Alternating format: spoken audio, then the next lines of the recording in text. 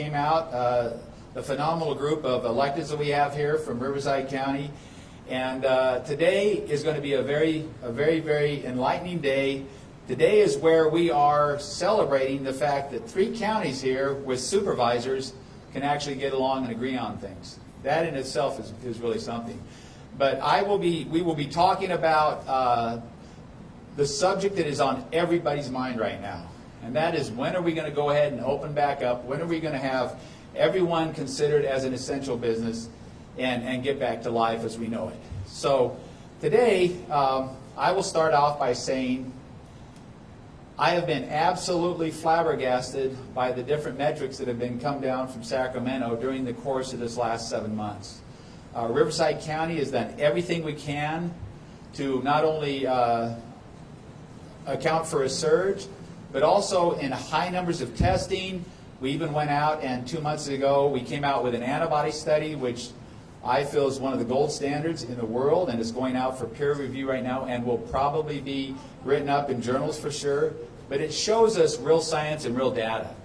And we've been arguing over what's real science and real data, and I'll tell you what, right now we've got great numbers. We've come down really well into Riverside County, and last Tuesday, coincidentally, we went from the tier 4 of the new metrics that the governor has put out to the red tier.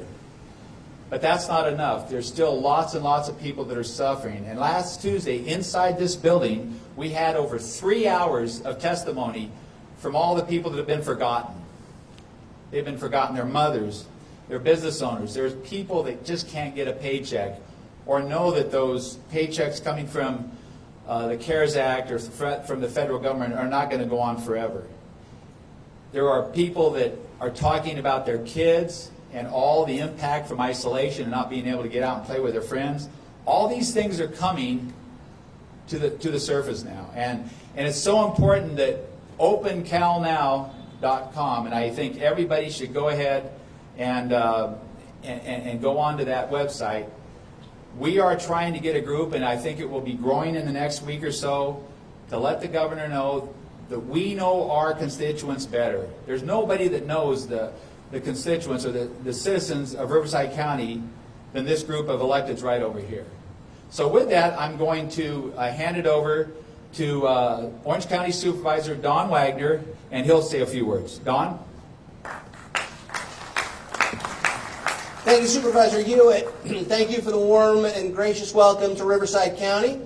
We launched this effort a couple of weeks ago in Orange County with some mayors and some city council members in attendance.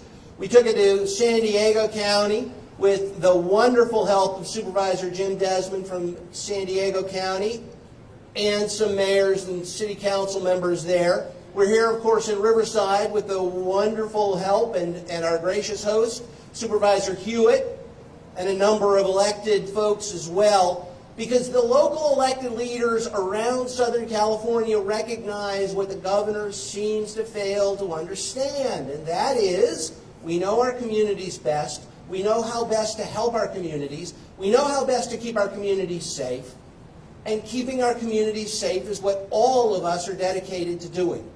We believe we can open safely. We believe we can open safely in part because the science tells it to us.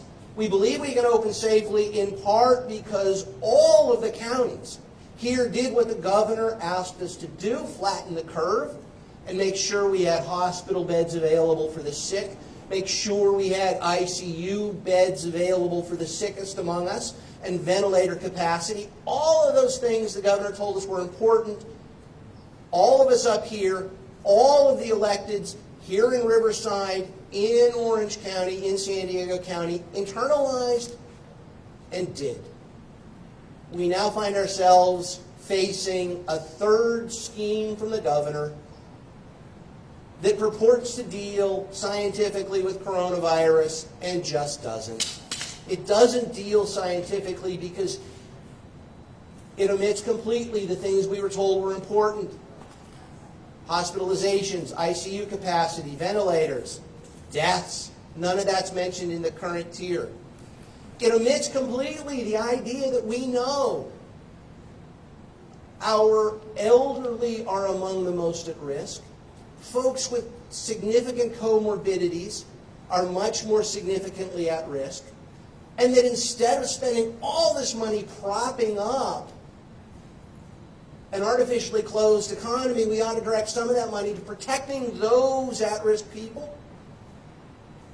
And the science tells us our children can go back to school. They've been in classrooms. We've just been calling them daycare. The virus doesn't know the difference between a classroom that's labeled daycare and a classroom where education's going on. Let our kids go back to school. The science tells us we can do that. We can do that safely. And that's what OpenCalNow.com is all about. Go there. Open the page. Sign your name to it. See what we're about and join us in telling the governor, let's reopen smartly, let's reopen safely, but let's reopen now. OpenCalNow.com. We've been at this about 2 weeks. We have over 8,000 signatures already. But more importantly, we have supervisors and we have mayors and we have council members. We have local electeds who know the community best and who represent close to 10 million Californians. The governor needs to hear our voice. That voice is amplified at OpenCalNow.com. Go there, sign the petition. Join us. Let's get our kids back to school. Let's get our businesses reopened. Let's protect the most vulnerable. We can do it. And leading that charge in San Diego is my great friend, who you get to hear from now, Supervisor Jim Desmond. Woo! Wow, thank you, Don. It truly is an honor for me to be standing here today in Riverside County, along with Orange County supervisors and with Don Wagner, with Jeff Hewitt. You know, we're all a kindred spirit. We've all got the same ideas. We know we can open, and we can open safely. We can fight the virus, and we can have our economy back open again. As you've heard, the goalposts keep moving. You know, first it was get off the wait list. We got off the wait list, and then all of a sudden we got this color-tiered system, which is going to be impossible for urban counties to even get to the yellow tier. But a lot of people come up to me and say, hey, well, how can I help? What can I do? How can we help your effort? And it's OpenCalNow.com. What we want to do is take all of these signatures of people signing up on OpenCalNow.com. We want to take those signatures to the governor and say, these are all the businesses. These are all the people that are willing to do the right things, are willing to wear the masks, are willing to follow the health protocols, are willing to do the social distancing. All businesses should have the same opportunity to open up safely. It shouldn't be some businesses can and some can't. All the business should have the same opportunity. If you can open up and you can be safe, you should be able to open. And what we're doing, what the governor's been doing, is punishing businesses. In San Diego, we just had a huge outbreak with our student population. San Diego State, now we're up to over 1,000 kids at San Diego State testing positive. One went to the hospital for a couple of days and was returned. One student went to the hospital system. Our hospital numbers in San Diego County are about 6%. We're in the single-digit percentages of COVID patients in the hospital, and we're right up against the border, where we have about 50,000 people coming across that border every day. So we've been doing a great job. I know the citizens of Riverside, the citizens of Orange County, the citizens of the state of California are willing to do what is right to stay open. They all want that. They all want to open. 10% capacity doesn't do it. A business plan with 25% opening doesn't do it. Restaurants and people should be able to get back to work safely. OpenCalNow is a tool for people to use to get your voices heard. And I appreciate, standing here amongst my peers here in Southern California and the elected officials from Riverside County and getting the message across. We can fight the virus and we can be open safely. Thank you very much.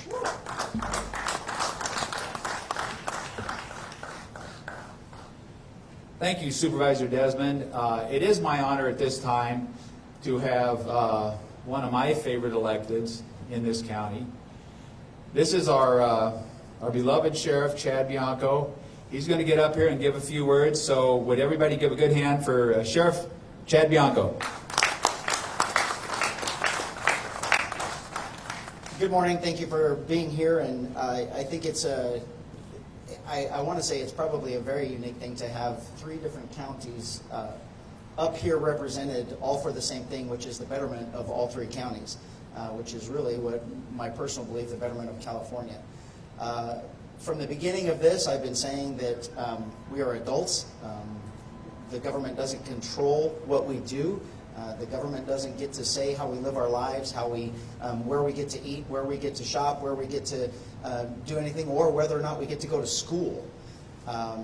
It's in our department. We're a very large department. We've got 4,000 employees, and what we're struggling with now is how are kids going to go back to school? How are the parents going to manage the kids staying home and going to school? We're losing employees because they have to stay home because their kids are in school. So either their wife has to stop, their husband has to stop, or they have to stop, and it's not right. I mean, as far as crime goes, we're unfortunately dealing with the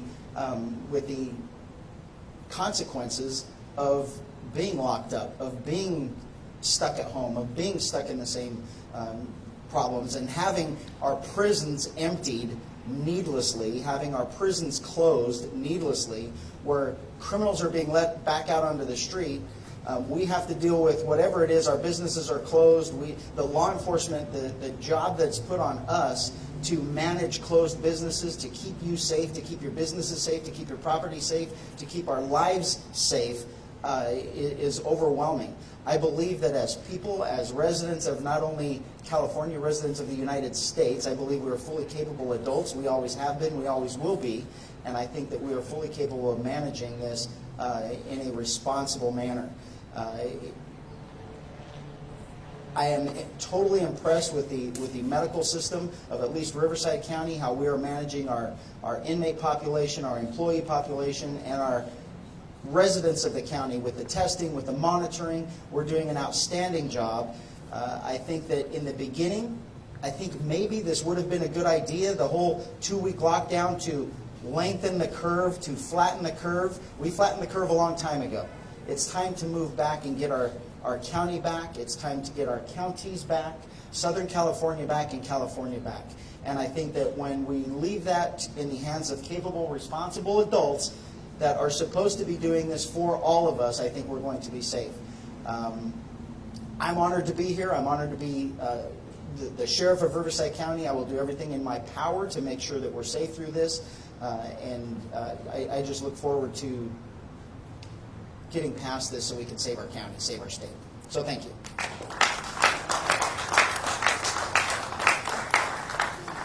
Thank you, Sheriff Bianco. And I believe that today we're seeing a lot of unity. Remember, that this country right now is divided in a way I've never seen it in my entire life. And believe me, I'm as old as I look. Let's put it that way.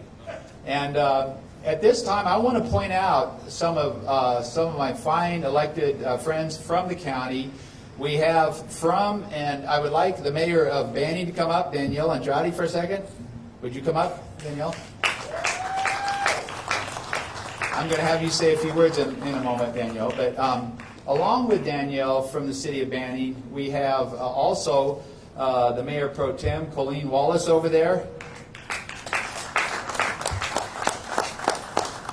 We have Council Member Art Welch, and we have Kyle Pinagrew also. So we have 4 members of the Banning City Council. We have 2 members from the Beaumont City Council, both Lloyd White and Mike Lorick. Hand for them, please.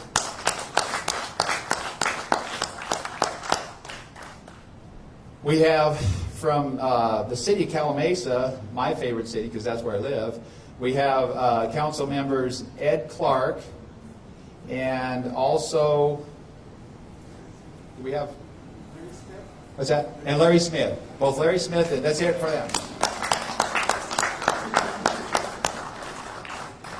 From the fine city of Riverside, we have council member Chuck Conders. From the city of Menifee, we have Dean Deans. From the city of Canyon Lake, which is almost as big as Calamasa, we have Jeremy Smith. and he'll be speaking in a moment too. We have City Council member from San Jacinto, Andrew Kotyuk. So there are other people here that if I miss you, then you're going to have to hit me afterwards. But we have some other business and chamber members here. This is showing that we all are saying enough is enough, and we need to join this OpenCalNow.com and get open. So with that, I'm going to turn it over right now to Andrew Kotyuk first. Can you come up?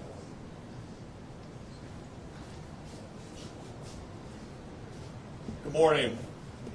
I'm the mayor of City of San Jacinto, Andrew Kotyuk, and also a small business advocate in Riverside County.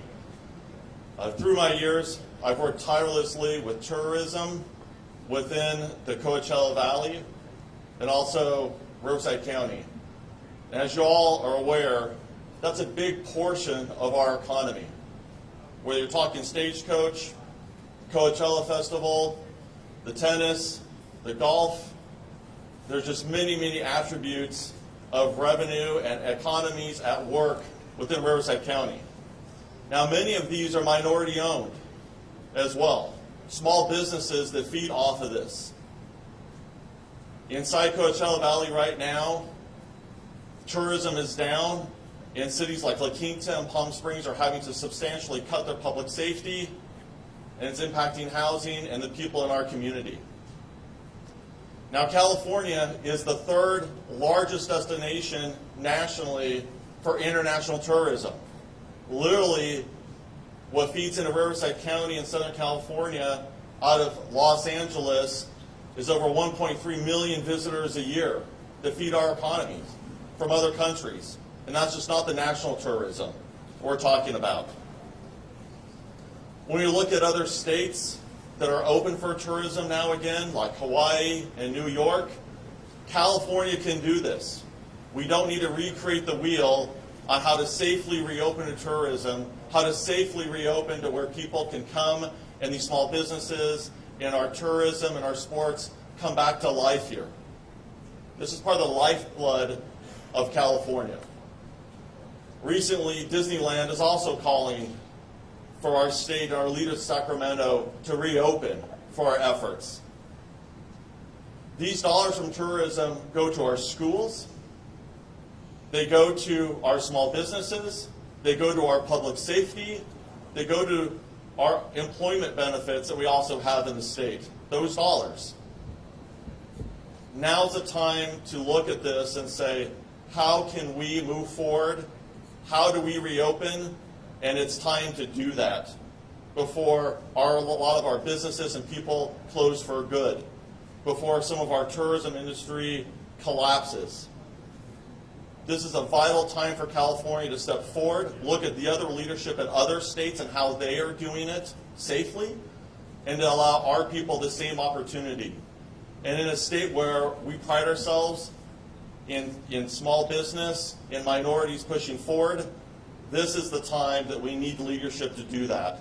And I'm proud to be here today joining this leadership in Southern California to say, it's time. As a board member at Metrolink and past chairman, it also weighs on our infrastructure for transportation. When you look at our trains moving between LA, San Bernardino, Orange County, Ventura County, Riverside County, and those numbers are down, this is hurting people's ability to get to work. This is hurting people's ability to get to school when our infrastructure of buses and trains are reduced. We need to find a way to move forward, and now's the time. Now's the time not to be reactive, it's time to be proactive. Thank you. All right, we just have a couple short speakers here coming up, and, well, short-winded. That's not. Come on up, Danielle, if you could, along with Art, and they'll tell you what's going on out in Banning. Thank you very much. I make it short and sweet. I am all for reopening now. We are in a small city of 33,000 people. Our businesses have suffered. We have empty storefronts, some to never be reopened again. The economy is suffering hugely. Mental health has increased. And then as Sheriff Bianco already pointed out, you know, we need to choose. Are we going to stay at home and teach our kids, but then we can't go to work and earn a living in order to pay our bills? Or are we going to go to work and leave our kids in stranger hands, or maybe we don't even have anybody to watch them? So we need to reopen. We can do it safely, and we need to please join this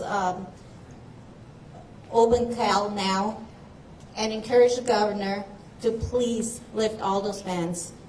Let's reopen. We need to open now. And I'm going to turn it over to my councilman, Art Welch.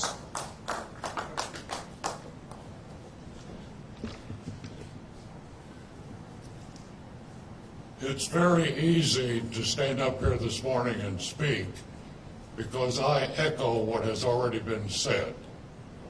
Banning, which I am say I am very proud to represent, along with my fellow council members and our business leaders in the city of Banning. We're a city made up of 31,000 people. We have two groups that make a big percentage of that: retired people and young people. The retired community, of which I live, has 6,000 members living there. We have put forth every effort we can to help squash this virus. We've had one death in 6,000 people and 18 people that have been found positive for the virus. This to me shows a real effort on our community to stand up to the virus, meet the challenges that have been put forward to us by the governor, and it's time now for the governor to allow this common sense group to manage their own future. One of the things that really concerns me, Banning is very, very dependent, as the mayor just said, very, very dependent on small business. Our businesses have made every effort to meet the challenges that have been handed them over the past 6 months, to the point where a good percentage of those businesses have been forced to close. This is not fighting a virus. This is fighting the very bread that we need to earn to live. I'm all for opening up the California state to the virus. Thank you very much. Thank you, Art. And right now, I just want to make sure I thank, again, all those business leaders that showed up. I'd really like to thank especially my two fellow supervisors, Don Wagner and Jim Desmond, but also for whoever showed up to see how important this really is. And we're not going to go away. We're going to get louder and louder, and we're going to do this in a nice, peaceful way. But we will get us back opened up with our kids in school learning. And everybody listen, if you don't feel that this is important, still carry one around and show respect. Because we have to start treating each other as though we're neighbors and not enemies. Thank you so much for all showing up today. And afterwards, we'll be doing some small testimonials. Thank you. Can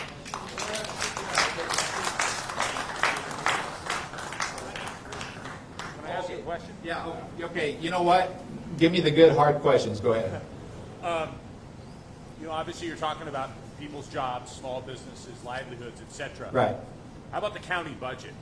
What's it look like now? What's it going to look like next year? Boy, I'm glad you asked that. So anybody that thinks that our county budget is going to be as large as it was this year is in fantasy land. The county gets most of its revenue, believe it or not, from property taxes. That will be a lag of probably a year until we see it really hurt on that side. But sales taxes are down. There's a lot of other revenues that are down. And we're going to go ahead and have to live on a leaner diet, and we were going to have to do that even without COVID. So COVID has added an extra challenge. The Riverside County is a very, very diverse and very, very strong county, and I have the full hope with all my my electeds here and the citizens themselves that we'll pull through this in a great way. Thank you. What kind of shortfalls are we looking at? We could see on a shortfall as much as 40 to say $100 million. So that's out of a discretionary budget of around $1 billion and a total budget of $6.5 billion. Any other questions? We're good. Thank you so much. Bye-bye.